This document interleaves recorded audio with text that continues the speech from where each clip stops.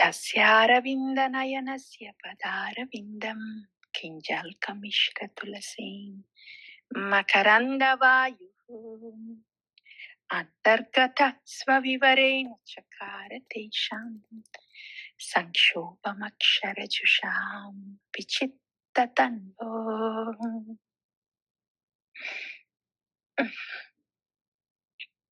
Our bhajan should be like that.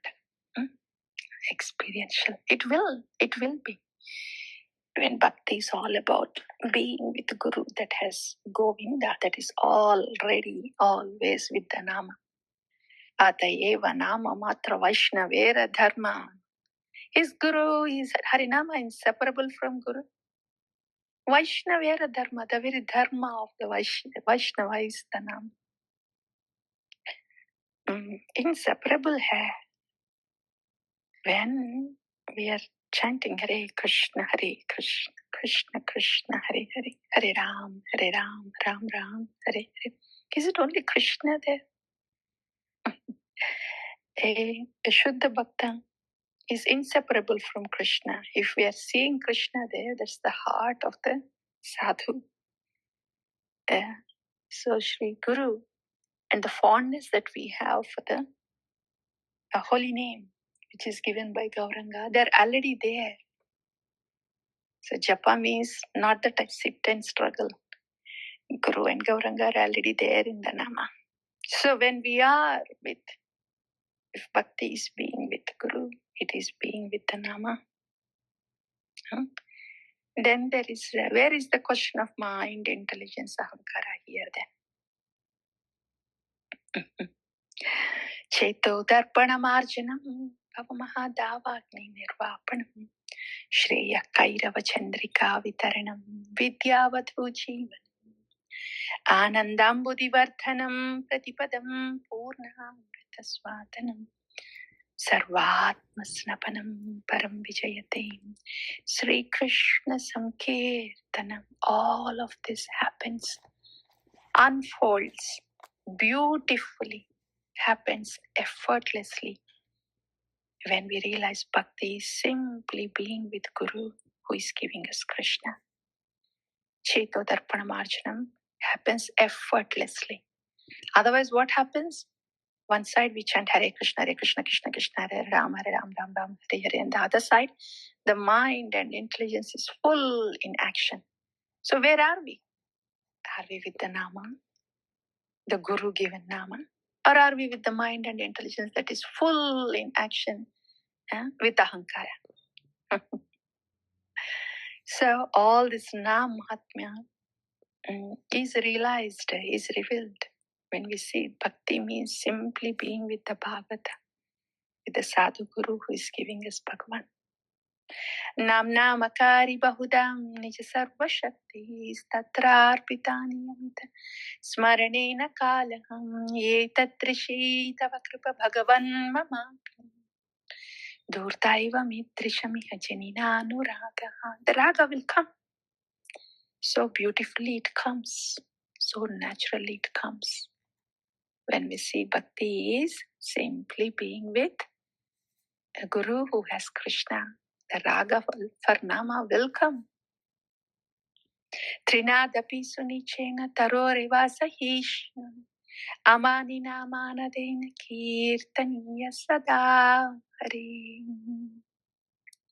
Nadanam najanam nasundarim kavitam va jagadisha kamaye mama janmani janmanishware bhavata bhaktiyahai tukitvaye. Ayinanda tanuja kinkaram patitamam vishame bhavam buddha कृपयां तव पादपङ्कजं स्थितधूलिसदृशं विचिन्तया. We belong to Guru and Krishna, very structurally and existentially too. And the Guru is inseparable from Krishna. So one would eventually see oneself as saffron dust particle at the lotus feet of Nanda Tanuja Krishna, because that's where Guru is. नयनं गलदश्रुधारय वदनं गद्गदरुद्धया गिरम् पुलकैर्निचितैर्वपुकद तव नाम गृहणे भविष्यति युगायितं निमेषेण चक्षुषा प्रावर्ष्यायितम् शून्यायितं जगत् सर्वं Govinda विरहे. You know, when Guru and Krishna becomes a part of us structurally and existentially, separation is not possible. आश्लिष्यवापादरतां पिनस्तु माम् आदर्शणां मर्महतां करोतु वा यदा तथा विदधातौ लम्पटो मत्प्राणनाथस्तु स एव न परः. How can Harinama be Prananatha without the Sambandhadata, Ashrayadata being the Prananatha? Harinama will become the Prananatha. There is the Sadhu, Guru, the Nama and Shri Guru are inseparable. Mat prananathastu sayeva na paraha. Hare Krishna, Krishna Krishna, Hare Hare. Hare Rama, Rama Rama, Hare Hare. Whoever recites or hears this Sri Sikshastakam given by Sriman Chaitanya Mahaprabhu, their love and devotion for Krishna will increase day by day.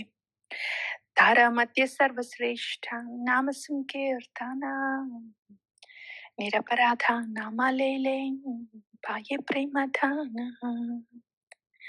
Of all Dangas of Bhakti, Nama Sankirtana is the best because it is this Niraparadha Nama.